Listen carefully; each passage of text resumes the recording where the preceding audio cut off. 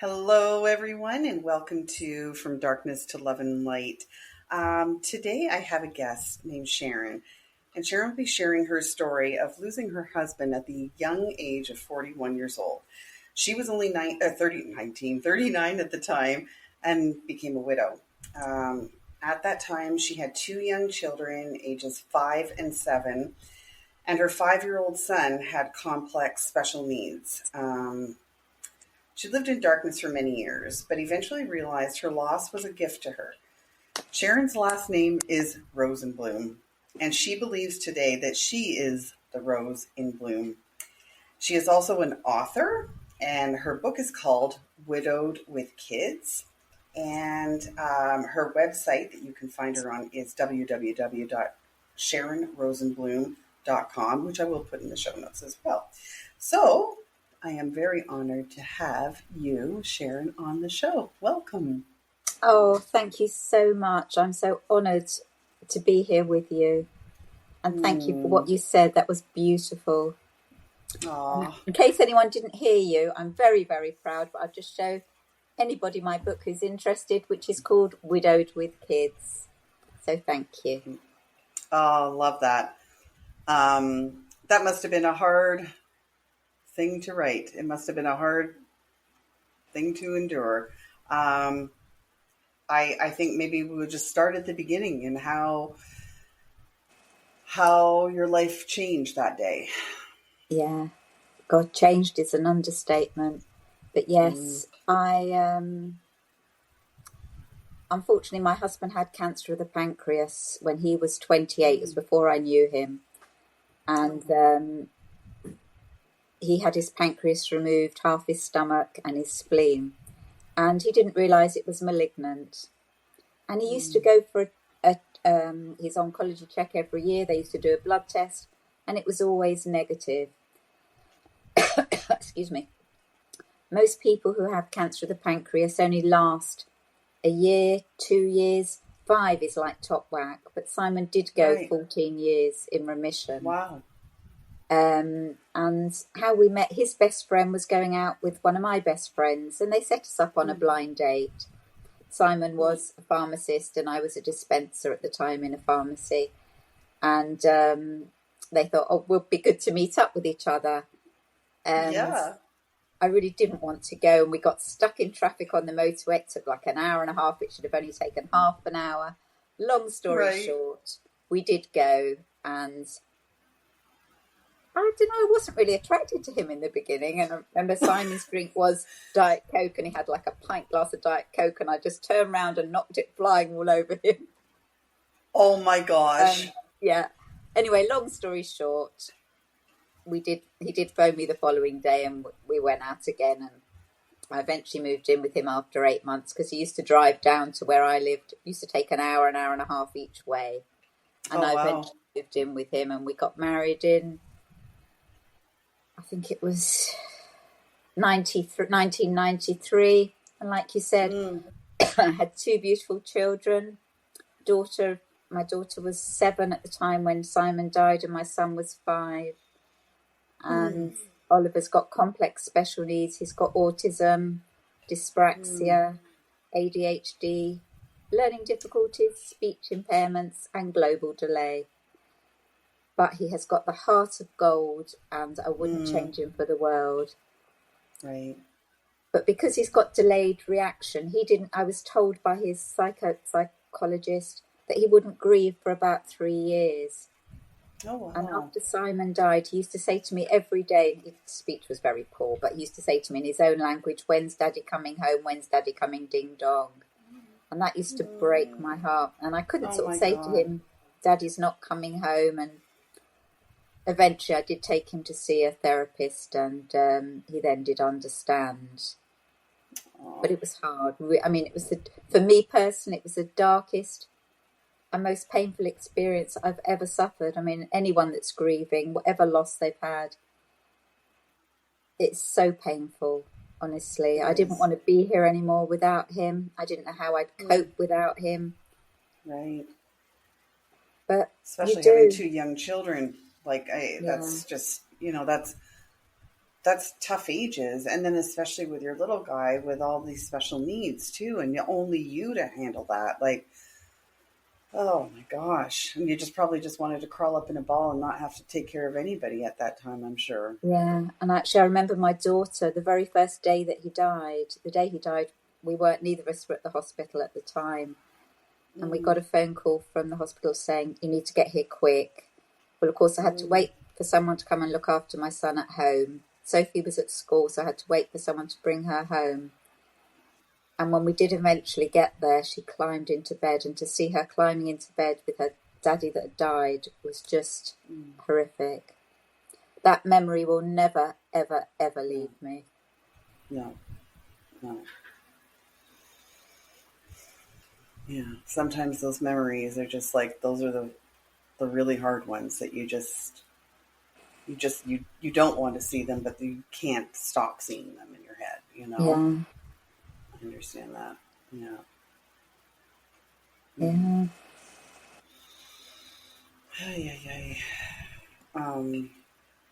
And so how did you cope from there forward? What did you do for yourself? Like, how did you? So I did have therapy for myself, and in those days, which it was a long time ago, you didn't sort of only get 6 or 8 sessions. It was unlimited. Right. And so I did have therapy for a long time, and so Sophie did as well, my daughter. Okay. But I didn't work because I was like a carer for my son, so I couldn't really go to work. And my very good friend who was a counsellor, she said to me, why don't you do something like this? I can't do that. How can I do, And we are Jewish, and in our, excuse me, tongue's getting all twisted, in our local synagogue, they were looking for volunteers to do bereavement counselling. And she told me, she said to me, go on, Sharon, why don't you apply for it? And I kept saying, I can't do that, I can't do that. But I did, and they gave me a short training. Excuse me. And I was absolutely terrified. The first client that I was given was a woman that was married for 50 years. And I thought, how can I go and see a woman that was married for 50 years when I was only married for 9 years? And I did go to see this lady, and she opened the front door and she had a huge smile on her face. And I thought, that doesn't seem right. If you've lost your husband after 50 years, why are you smiling? I thought she'd be sobbing, in a bad way. And we went in, and she started to tell me her story. And she said her husband had abused her for 50 years, not physically abused her, but emotionally abused her. And she was so pleased that he died. And she had 2 sons. They were obviously adults, grown men, but she didn't want to die without telling somebody. And I felt so good after she'd shared her story with me. I thought, I want to take this further. And I did. I went to college, and I've done a lot of studying, etc. And do feel now, I can now see losing my husband has been a gift to me. So I can support others that are grieving and to move forward with their life in a healthy way. Right. Wow. So that's so special. Like, I mean, just imagine if you hadn't have done that, right? Like, if you hadn't have taken that opportunity to do that. And I understand, like, it kind of like, what do I know? 50 years of marriage. Like, what would I know about that? Yeah. Like, but that's incredible. You were, it was your purpose. It was what you were meant to do, for sure. Definitely. Yeah. And like I said, now I can see losing my husband Simon is a gift to me, so I can support others. Yeah. And in what capacity today are you doing that? Like, what do you do? What do you offer? Or what do you do for others that are grieving today? So I listen to them. I do holistic therapy. So, and obviously depending on what the client's needs are and what they've been through. But I do practice many different modalities, either person-centered, so I would just listen to you, CBT to help you change your behaviours and thoughts, and psychodynamic to go back to childhood, because often a lot of things come from your childhood. I'm also a coach, so I help you move forward with your life in healthy ways, do things that maybe you wouldn't have done before.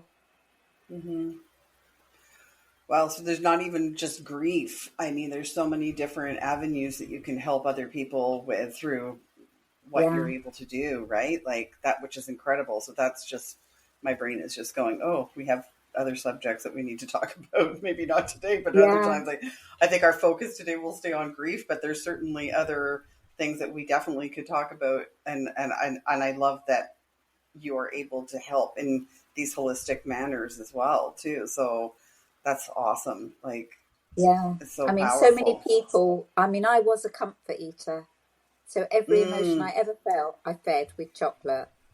right. And Bloody chocolate. Who literally, I'd invented that even not be able stuff? to eat the meals, but I would always eat chocolate. Hmm. When we went in the pandemic, I actually said I'd rather die than give up chocolate, and I meant that. Everyone was queuing at the supermarkets for toilet paper.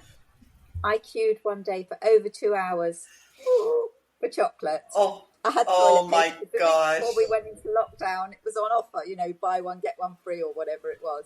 Yeah. And I gave it up in 2020, and it's the best I've ever felt. I feel inner peace, inner joy, Yeah. and inner happiness. And I run Yeah. programs to help people come off the sugar. Oh, wow. I was Good. also the same with shopping. I Hmm. was like a shopaholic. I'd go out, Hmm. buy whatever, just so you get that dopamine hit, so you feel better. Yep. Again, Right. I do the same program to stop that. And yeah, so many other things. I'm a naturopath as well because my husband was a pharmacist. Mm. And when we got his diagnosis, like it was a terminal cancer, and I was like, I couldn't stop crying. I was crying all the time. And he said Hmm. to me, Sharon, go to the GP and get put on antidepressants. I didn't know Mm. then how harmful antidepressants can be for you. I think they're okay for a short time. I used to Hmm. put in for a repeat prescription every 3 months and get it. Hmm. 8 years later, I was still on those tablets. Mm. One of the side effects of those tablets is hand shaking, and my hands do shake now, like a little old lady's Mm. hands would shake. I'm not going to do Right. anything about it because it doesn't cause me any pain. But this is Right. what is really important for people to know. So I didn't feel my emotions always internally. I Mm. used to feel just like twinges on my ankle. And I Mm. think it's 11 years ago now, 10, 11 years ago. I was putting my socks on one morning and I had a malignant melanoma on my ankle, a little flat brown, what I used to call beauty spots, mole. There was Yeah. two together. They were just flat. They Mm. weren't raised, ugly moles. And one morning I noticed it was half brown and half had gone red and lumpy. Didn't like Mm. the look of it, and it was a malignant melanoma. Oh my goodness. Wow. So thank God it was on my ankle and not my back or in my hair or something, because we wouldn't be Yeah. having this conversation now. Right. Yeah, exactly. Um, So to go to go back to the medication that you were talking about, are you talking about like a SSRIs, or are you talking about like a benzo type medication? I don't know what SRIIs are. Oh, okay, so it's different probably in Canada than it is in the UK. Yeah, they're called, well, in Uh, the UK, they're called antidepressants. So things like Prozac. okay, Um, so those are the ones that you're referring to that cause the issue with the hands or your hands yes. shaking. Because Yeah. I'm on that type of medication. And how long have you So been on it? well, it was like a year after my mom passed away, and she passed away in 2002. She was only 59. And He was young. in 2003, um, I had a nervous breakdown. I Really? literally, yeah, because I was the only girl. And so there was my dad, my brother, my husband, and my two boys. And so she passed away in June. And that Christmas, my dad and my brother were coming to my house for Christmas. And um, I just, I kind of just did everything. I just kind of went through the motions. I was like the woman. I took care of everything, just planned everything. And then the 1 year anniversary, or just prior to the 1 year anniversary of her passing, I just collapsed, just completely failed. And so I basically went on the medication then and have been on it pretty much the whole time. Like I've taken a couple of little breaks and then found that no, I need it still, You should never but take breaks. You know that. no, I know. I know. You wean it. If you Yeah. are going to come off of it, you must wean yourself off of it slowly. Which I did. I did do Oh, that. you But did. yeah, I did. But then I found out like kind of like a month after being weaned off or whatever, I'm like, I could feel the panic and anxiety coming back. And so I went back on. But yeah, I mean, I'm sort of in the process of trying to change my life mentally, health wise, like with what I eat nutritionally or whatever as well. So hoping to maybe eliminate it. Once again, I'm on the lowest dose of one of the drugs that we have available here. Um, but I know that I have to do work too to do that, right? Like it's not just, Yeah. I can't just go off and just be like, oh, I'll be fine. I need to, and I know all the tools. I mean, I know what I'm supposed to do, but it's doing the work to make it work, Yeah. Well, I would sort of thing. never. I think, however much sadness, depression, anxiety, whatever I go through in life, I would never ever go on them again. I use Mm, homeopathy yeah, now, and I've got a very good homeopathy homeopath lady to right. help with these things as well. I could diagnose somebody, say, I don't know, you fell over and you bruised your leg. I can recommend something for like that. But if it's Mm, for more things, then you would right. need to see a homeopath. A homeopath. And what do they do? Like, what does a homeopath do for that? Like for that? So Because I'm it's, going to look into this. yeah, no, definitely. I could definitely recommend the lady that I use. She's fantastic. And she also does kinesiology. Do you know what that is? Okay. So it's like muscle Yep. testing. And she does it like this on a Zoom call. Okay. And it's fantastic. She does it with essential oils. Mm, But you need to see your doctor first and come off of them mm, slowly. yeah. Yeah. I But yeah. don't ever just stop them. It's dangerous to stop No. them. Absolutely. That's super important to let people know too. Yeah, Yeah. you can't just come off. You have to really slowly wean yourself off, like, but yeah, it's something that I will look into too for sure, because I'm trying to go that route of just like all natural as much as possible, like, Yeah. but yeah. Well, as we were talking a little bit before hitting the record button, that you were unaware of, and was that I lost my son um, on December 21st, December 6th, 2021. And, dealing with the grief and losing him has, you know, has been very difficult, right? And Yeah. obviously, he's my child. um, and I've had therapy and what have you, and I think for me, and I'm sure that you would understand this completely, is the fact that when you're going through grief, particularly in the early stages, is you just want to talk about the person that you lost. Yeah. You really just want to talk about it. You just want to say their name, and people are afraid of that. They're afraid of Yeah. being in your Everybody company. else won't want to would run a mile Yeah. if you And started it's like, talking about somebody that's died. Yeah. yeah. And it's really sad, because it's like, I have a girlfriend who was a nurse. She's a retired nurse, and she was awesome. She would like listen to me talk about him, and then I would be like crying or whatever, and then the next minute I'd be laughing about something stupid. I said, "Oh, for shit's sakes! Now I'm talking to a bloody bird in the tree. Now my son's a bird," and like I would crack up laughing, and But that's so good. yeah, it would be. It's just be that.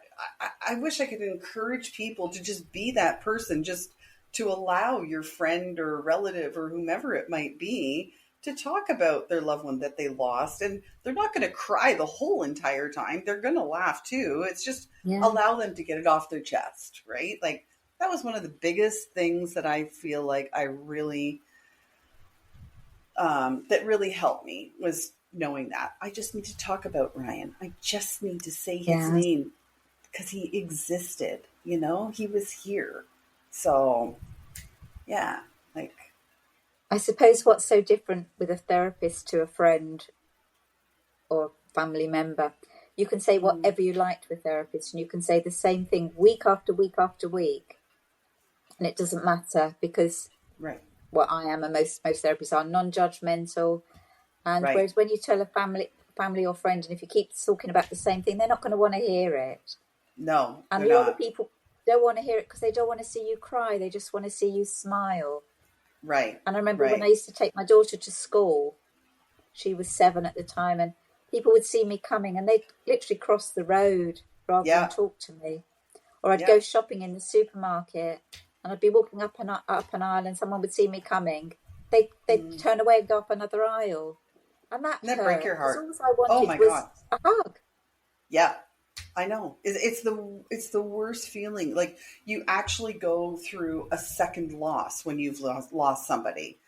Like, out of sequence, like not your mother or father or whatever, but out of sequence, like losing a child or losing a husband at such a young age or what have you, like, I know Yeah. myself. I had years and years ago formed a group of girls where we, oh my God, I won't even say the name because it doesn't matter anymore. But anyway, I created this group, and it was sort of like a support group for friends to get together maybe once a month or what have you, celebrate each other's birthdays throughout the year, and just kind of shoot the shit and just talk about whatever was going on in your life, just like a woman's support group Yeah. kind of thing, a woman's circle, but they were friends. And so after Ryan passed away, it was incredible to me that I didn't hear from anybody. So he died December 6th, and I didn't hear from anybody, and his birthday was March 7th. So, and we were all part of like a group or whatever on, I don't know, whatever, Messenger or something like that.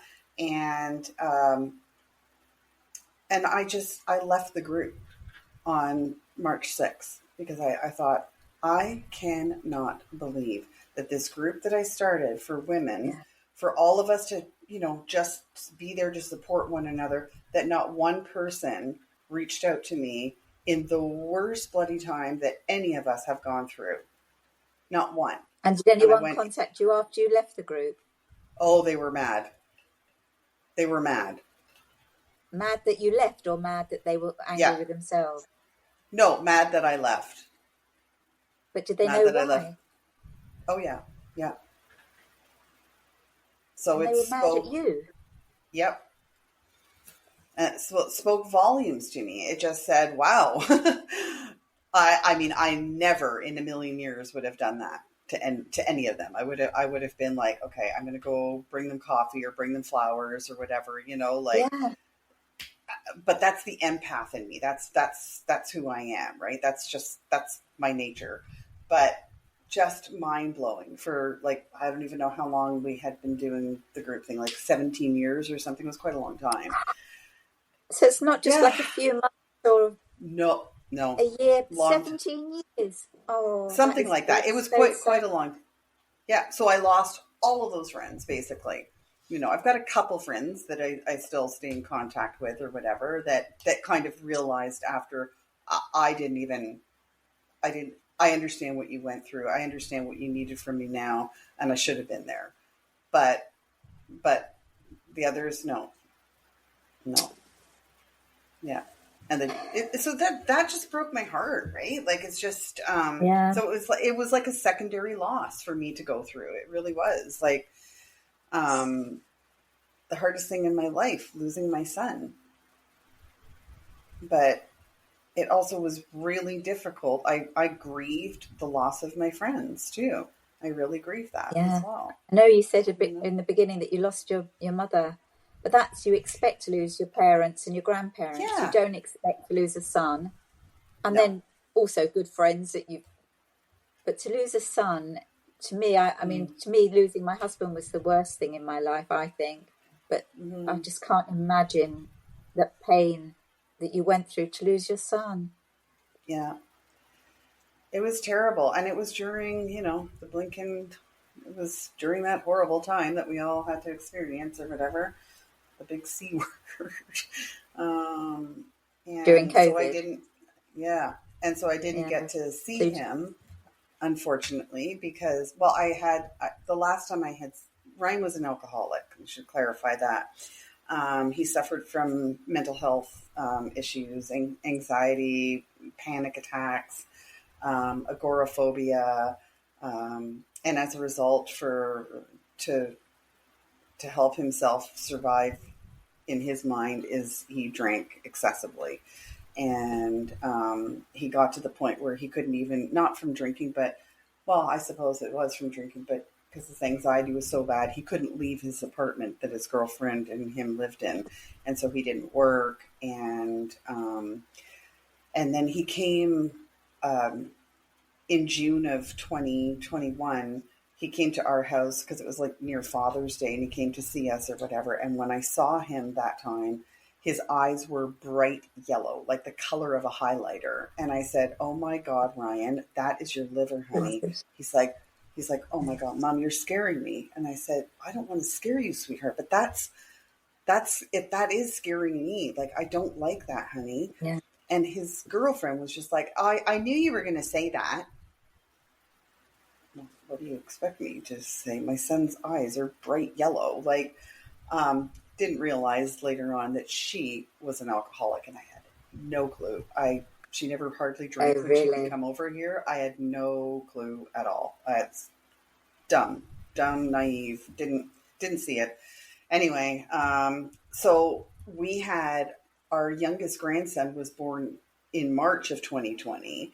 So he was just over a year old. And my son Ryan's daughter, he was estranged from. So she lived with her mom and stepdad and her two little step brother and sister. And then my other son had his wife and his two little kids. So we're between those two families, we're trying to see our grandchildren, but everybody had different views of vaccines and stuff like that and what have you. And so we had to like kind of see one grandchild and then not wait 2 weeks to make sure nobody was sick and then see the other ones. And it was really difficult. So adding Ryan into the equation during that time was next to impossible, because we were trying to see our grandchildren, especially the littlest one, right? And so I kept in touch with him. I kept talking, like messaging him and stuff, and how's it going? And I said, what are your eyes like? And he's like, oh, it's gone now. And I'm like, okay. And just different symptoms that he had, and he would say that they're gone away, and I didn't see him, and he wouldn't video chat with me. Oh, really? Yeah. And, I think I was in denial, of thinking like, I can't, he's 35 years old. Like he's not going to die. Right. Like, even though I knew in the bottom of my heart, I knew he was going to die. I knew he more than likely had stage 4 cirrhosis. Like based on all of his symptoms. Right. Yeah. And so, yeah, I never did get to see him again from that day. I never got to see him until a week later, because they took his body from I'm going to cry. They took his body from the apartment, and I couldn't even see that happen. I was like, there's no way I'm watching my baby go out like that. I can't do that. And I had to choose his casket, which was the worst thing of my life. And then the next time I saw him was lying in that casket.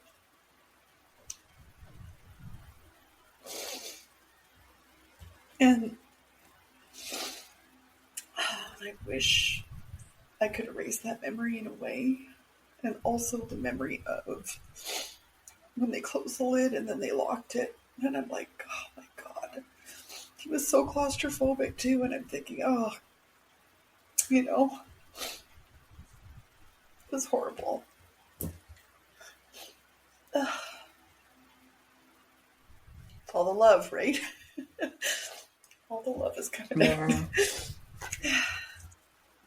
So, yeah, it was, I mean, just the worst pain in the world. I mean, Yeah.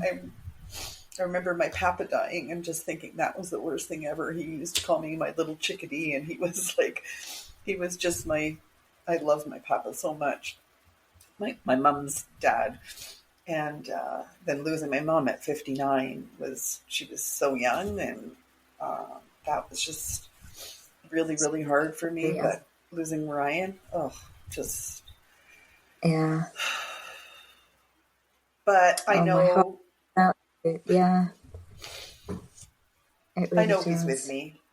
I know he's with me all the time. And I think to myself, he would be like, when I first started doing this podcast thing, I was just like, oh my God, Brian would be so proud of me. But he would also be he's probably laughing his head off right now, because when I first did it, I'm like, what the hell is an MP3 and what does this WAV thing mean? And then I said to somebody else, they said, it's not WAVland, it's a WAV file. I'm like, oh, for God's sakes, what do I know? Well, it's funny you But he should would, say that, just lightening the conversation a little bit. But when my husband died, I didn't even know how to turn on a computer. I yeah, honestly didn't. And my daughter had gone to my mother-in-law to stay for the weekend. And Oliver, my son, who's got special needs, wanted to watch a kids program on it. But I didn't know how to turn the computer on. I had to phone my daughter and say, Sophie, how do I turn the computer on? And she talked me through it. But then I thought, actually, that's where I started from. I went to local college to learn about basically how to work with computers and stuff, right, and got right. loved the learning. When I was at school, I hated school, hated learning, and loved it. And then when I finished, I thought, what can I do? And then I started doing the counselling things after I'd done the small training that I did with the synagogue, and Right. I got my love for learning. So I was like a late learner in But life. that's But okay. That's so okay. I mean, I think I love that is something that people can actually aspire to do, right? I mean, it's just, I was the same as you. yeah, I hated school. Oh my God, hated it. But ever since, I mean, I had cancer in 2019. I was diagnosed with cancer. And like just this April, I was given the boot from the hospital, which is great. Um, but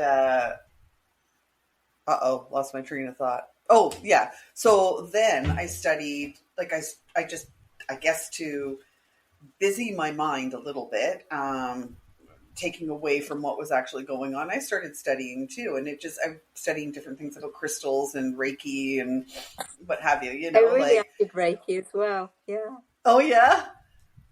Yeah. And I realized, I realized for me, the crystals, I sell the crystal bracelets and I love doing that. But I actually got my crystal healing practitioner certification from two different schools, and I thought that that's what my purpose was supposed to be. And I realized, no, you know what?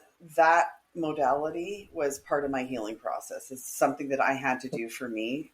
And same thing applies to the Reiki. And Different. but I Got I goosebumps can, said that. Yeah. but at least, now, like with making the crystal bracelets or whatever, and I make them for like heartache and grief. I make them for addiction. I make them for, Oh, that's eating beautiful. disorders stuff, like all different cancer, like just all different kinds of ailments, I guess. And when I see people um, comment, because I sell them on Etsy, I've just opened my own website because I can sell them cheaper on my own website than I can on Etsy because they charge a lot of fees. Um, but um, but I see the comments like how much joy and how much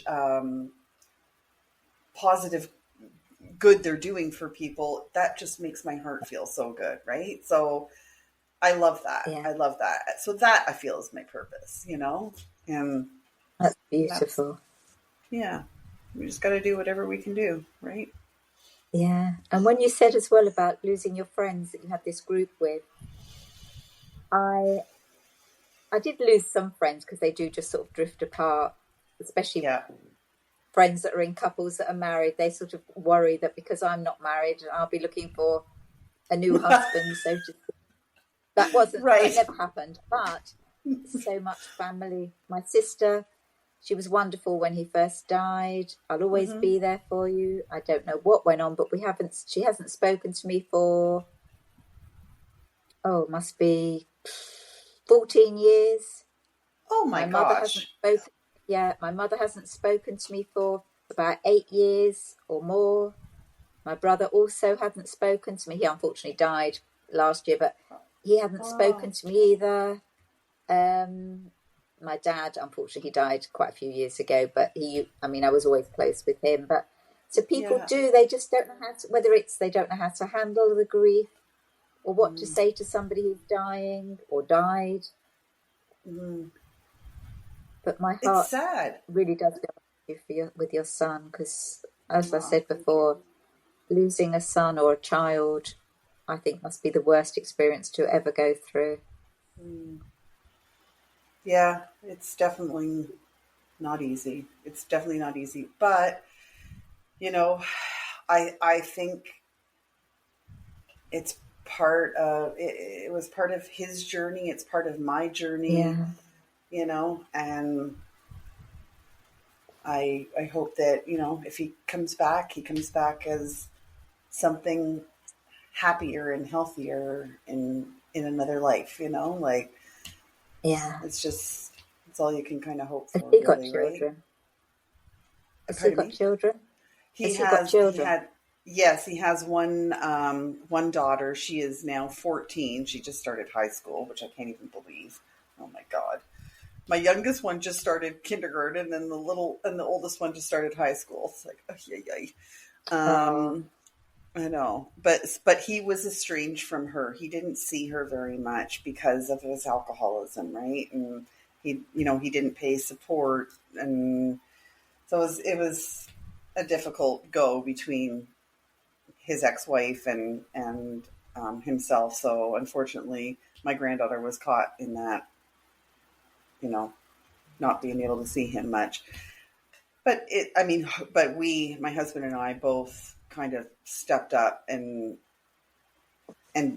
like really tried to be another, not parent to her, but just provide her with that part of the family, like take her on vacations and do stuff with her all the time, So she was oh, always been involved in our lives. So we're very blessed to have that, and I have a part of her or part of him in her, right? So I'm yeah. so lucky that I have that, right? Oh, Uh, that's beautiful. yeah, yeah, it helped.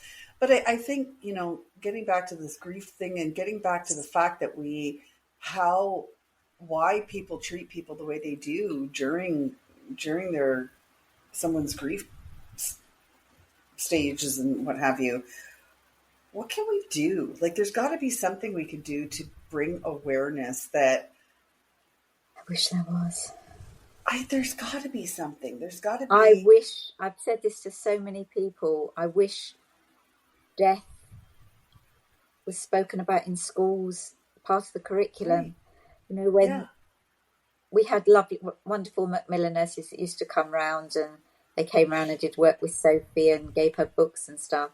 And she had Mm-hmm. one book that was called something like The Secret Sea, and it was explaining how bad cells were in Daddy's body and about cancer. And Mm-hmm. she said to me, "Can I take this into school?"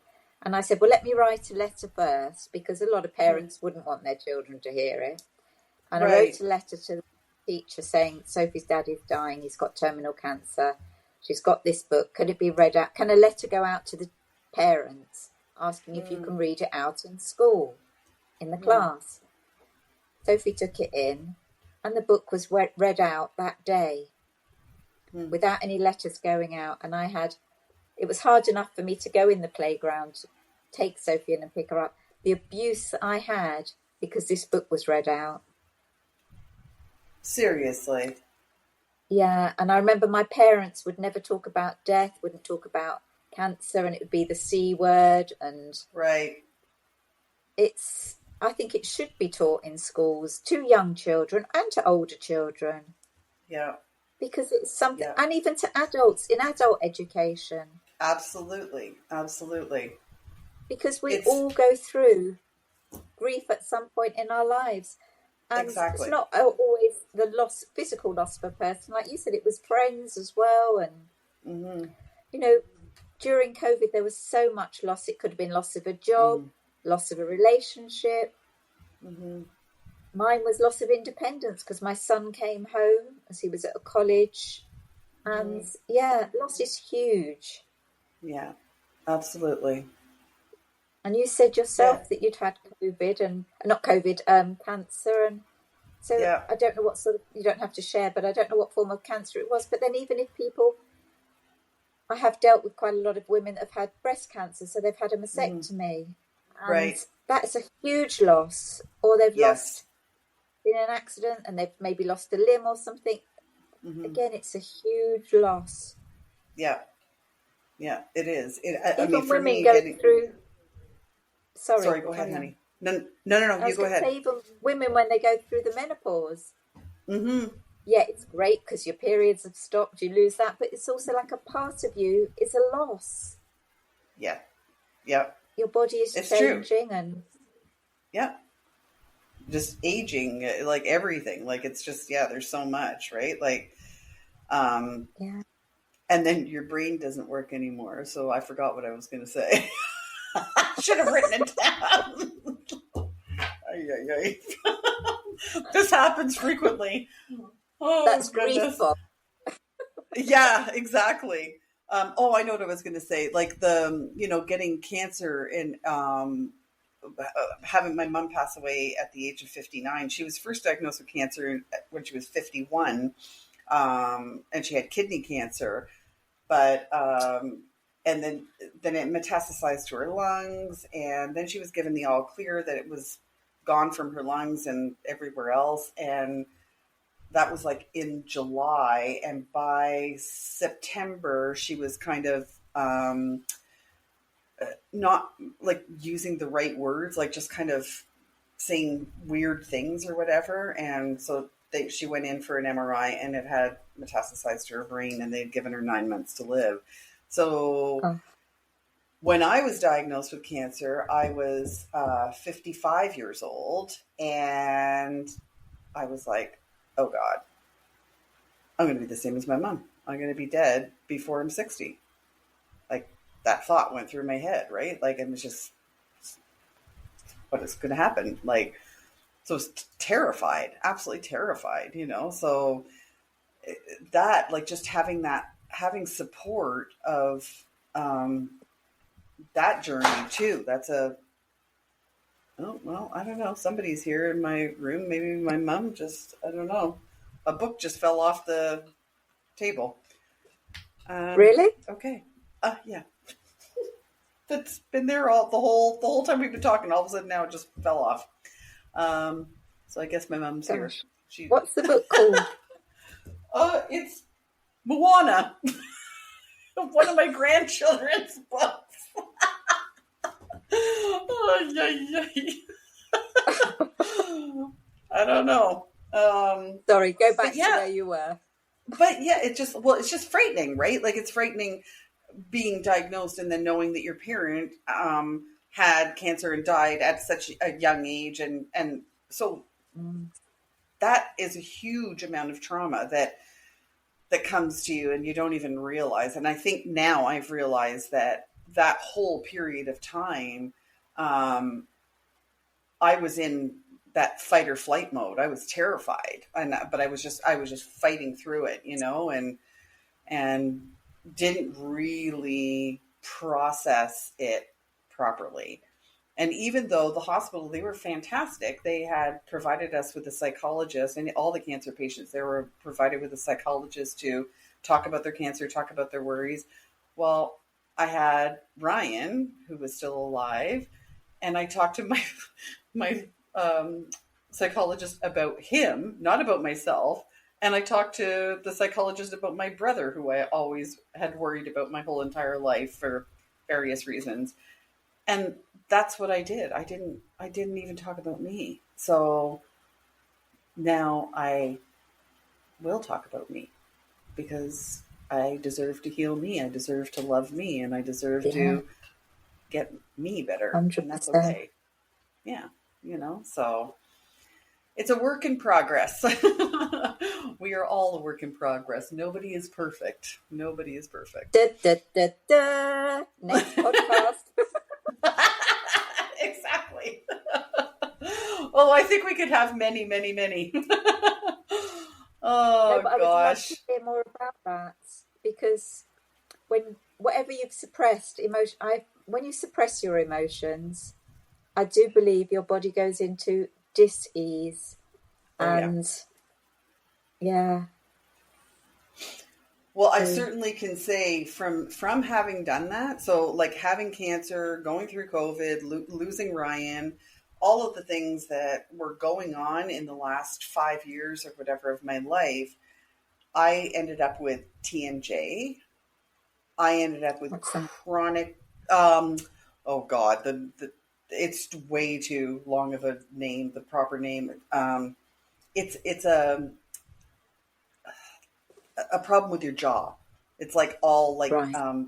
like really bad pain in your jaw, and as a result, my jaw kind of misaligned, and so I'm doing better than I was. It's nowhere near like it used to be. Um, but I realized that's where it happened. I was all of that stress, tension, trauma, Yeah. fear, all of that went right to my jaw and right to my neck. A chronic neck pain, like just you should see how many pillows I have. I have I could open a shop because I have so many pillows that to try to find the right pillow for my neck. It's crazy. But that's what happens, right? And we're not Yeah. processing it. We're not dealing with it. We're not taking care of ourselves properly mentally, and it somehow some way is going to affect your body.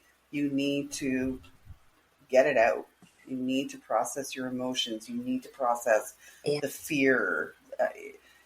Those are not normal things to go through in life. They're not normal things. So, I mean, yeah, it's just frightening. But I'm bloody determined, so I'll do whatever to get through. So it's just Look it up after our conversation. It's very similar to Reiki, but it's called pranic mm. healing. I'm also studying that at the moment. And Okay.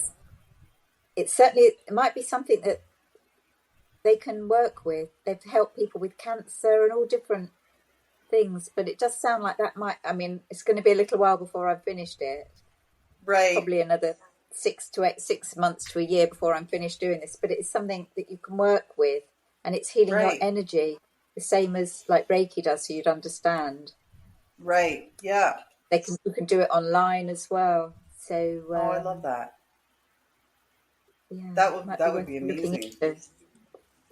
For sure. For sure. Oh Mm. my gosh, you're just a wealth of knowledge. It's funny, you don't think you are, but thank you. Yes, I probably am. You I are only wish I'd have known me 22 years ago when I was going through going this through all the darkest, saddest, hardest time in my life, because now yeah. you still get bad days. Yesterday was our anniversary, and it does sort of Mm. trigger you a bit, but I can remember him now with a smile on my face. Like you said, you always say your son's name, Brian. I always say my husband's name, Simon. In Mm-hmm. fact, in my book, I don't talk about my husband, I talk about Simon. Mm. And, even Oliver, my son, who's got special needs, he says my daddy died, and which is lovely, because I don't want him Yeah. to ever forget that. No. No. Exactly. Keep saying their name. It's okay. Yeah, It's definitely. okay. They live. They were here. They deserve to have their names spoken. Like it's just Yeah. we're I not mean, going they're to not physically forget. with us, but like you said, Simon will always have a huge place in my heart. Yeah. He's Yeah. always with me, but he's not Yeah. physically here, No. but Exactly. he's still always with me. And actually, saying Absolutely. that, one of the hardest times for me was going to bed. And I closed my Mm, bedroom door and got into bed at night. Not only was there no one to have a hug with, no one to say how my day was, but no intimacy either. And yeah. 39 is very young to be on your own, so to speak. Yes. Absolutely. But I Absolutely. did go into 2 toxic relationships, and I won't go into all that Mm, blah blah, but I've now come home to me, and I do love mm-hmm, me mm-hmm. unconditionally. Right. And that to me is worth more than any relationship. I've got a Mm-hmm. relationship with me now, which I've never had. Yeah. Isn't that the most important thing? You Yeah, need to put yourself first. Always, always, yeah, always.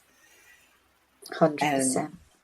and I know that's hard. I recognize how hard that is. I don't do that. I was a giver, an empath, just try to keep the peace,